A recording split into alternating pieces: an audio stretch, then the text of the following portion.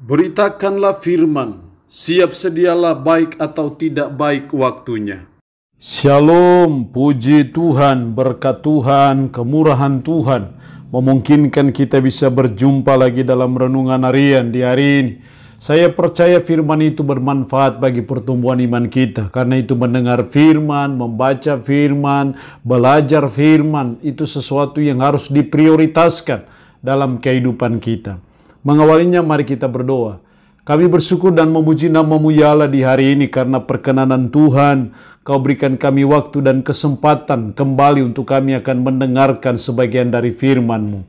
Roh-Mu yang kudus tolonglah kami, urapilah dan berkatilah kami dengan kebenaran firman-Mu di hari ini. Berfirmanlah ya Allah, kami sudah bersedia untuk mendengarkannya. Dalam nama Tuhan kami Yesus Kristus kami berdoa. Amin. Nats firman Allah yang menjadi renungan kita bersama di hari ini saya ambil dari Injil Matius pasal 8 ayat 23 sampai dengan ayatnya yang ke-27. Secara khusus saya akan baca ayatnya yang ke-25 dan 26. Firman-Nya berkata demikian. Maka datanglah murid-muridnya membangunkan dia, katanya, Tuhan, tolonglah kita binasa. Lalu ia berkata kepada mereka, mengapa kamu takut? Kamu yang kurang percaya. Lalu bangunlah Yesus menghardik angin dan danau itu, maka danau itu menjadi teduh sekali. Demikian firman-Nya di hari ini yang mengajar dan menasihati kita, badai pasti berlalu. Betapapun beratnya badai, pasti suatu waktu akan berlalu. Betapapun susahnya, sukarnya, sulitnya badai, menakutkan sekalipun, tapi pasti badai itu akan berlalu. Artinya bahwa tidak ada badai yang akan seumur hidup. Badai itu pasti ada waktu dia bergejolak, tapi juga ada saat dia akan berlalu. Nats yang kita baca hari ini mengisahkan bagaimana ketika Yesus naik dalam perahu dan murid-murid pun mengikuti dia. Sekonyong-konyong mengamuklah angin ribut di danau itu sehingga perahu itu ditimbus gelombang. Tetapi Yesus tidur. Jadi murid-murid pada waktu itu sedang mengalami angin ribut dan sedang mengalami badai dalam perjalanan kehidupan mereka. Tapi di sini kita melihat bagaimana Yesus meneduhkan badai itu. Lalu bangunlah Yesus menghardik angin dan danau itu, maka danau itu menjadi teduh sekali. Badai pasti berlalu. Sebagai umat, sebagai orang percaya, kita harus mempercayai itu, menyadari akan itu bahwa badai itu pasti berlalu. Bagaimana supaya badai itu berlalu dalam hidup kita? Mungkin kita tidak mengalami badai seperti murid-murid yang diombang-ambingkan, diserang oleh angin ribut. Tapi mungkin kita menghadapi badai dalam bisnis kita, dalam usaha kita, badai dalam rumah tangga kita. Tapi mari kita percaya bahwa badai pasti berlalu.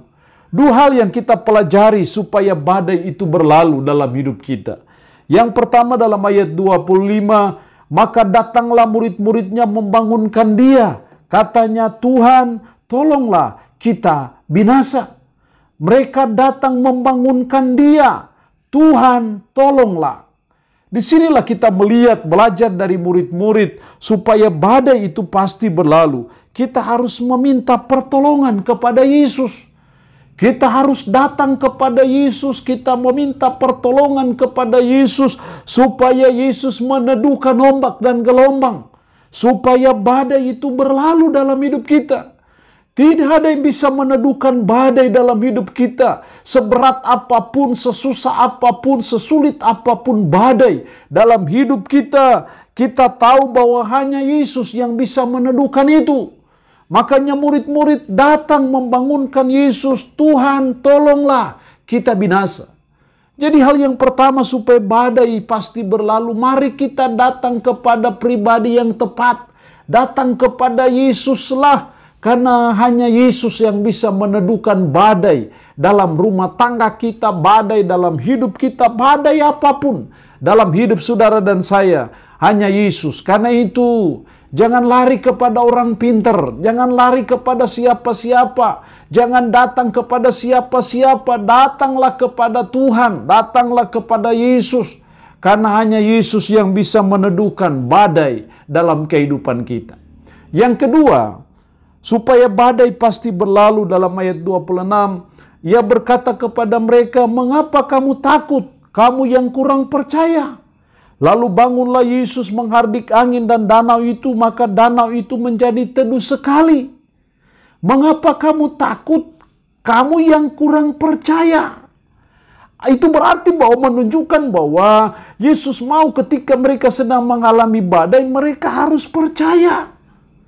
Yesus tidur bukan sebenarnya dia tidur, tapi dia sedang menguji bagaimana iman murid-murid pada waktu itu. Dan ternyata mereka semua takut, maka Yesus berkata, "Kamu yang kurang percaya." Itu berarti bahwa ketika kita sedang gelisah oleh karena badai dalam hidup kita, izinkan Yesus bertanya, "Mengapa kamu takut, kamu yang kurang percaya?" Ketika kita mulai seperti putus asa, kecewa, dan frustasi dalam menjalani hidup, izinkan Yesus berkata, "Mengapa kamu takut, kamu yang kurang percaya?" Itu berarti bahwa kita takut, kita gelisah, kita khawatir, kita cemas karena kita kurang percaya. Jadi hal yang kedua, supaya badai pasti berlalu, kita harus percaya bahwa Yesus sanggup menolong kita. Kita harus percaya bahwa Yesus sanggup meneduhkan badai apapun dalam hidup kita. Makanya lalu bangunlah Yesus menghardik angin dan danau itu, maka danau itu menjadi teduh sekali. Maka badai itu berlalu, hanya Yesus. Karena itu mari kita belajar percaya.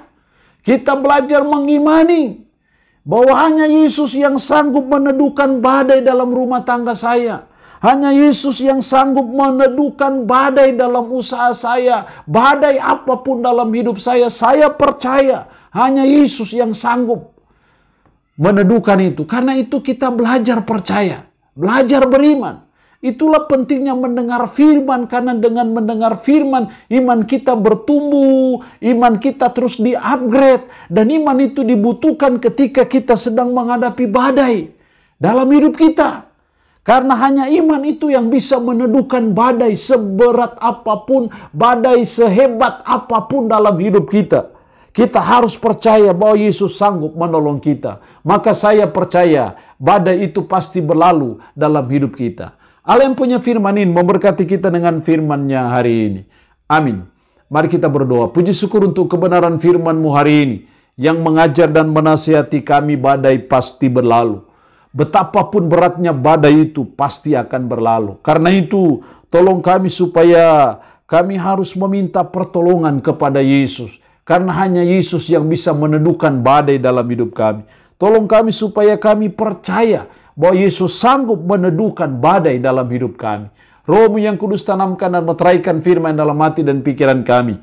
Dan sanggupkan kami supaya kami bisa memperlakukan firman ini dalam hidup kami sehari-hari. Hamba mohon berkat-Mu bagi umat-Mu yang mendengarkan renungan harian di hari ini. Diberkatilah mereka ya Allah dengan berkat-berkat-Mu. Yang sakit dalam nama Yesus, Tuhan lawat, Tuhan jamah, Tuhan sembuhkan dari sakit penyakit yang diderita. Terpujilah nama-Mu ya Allah. Dalam nama Tuhan Yesus Kristus kami berdoa. Amin. Shalom. Tuhan Yesus memberkati kita dengan firman-Nya di hari ini.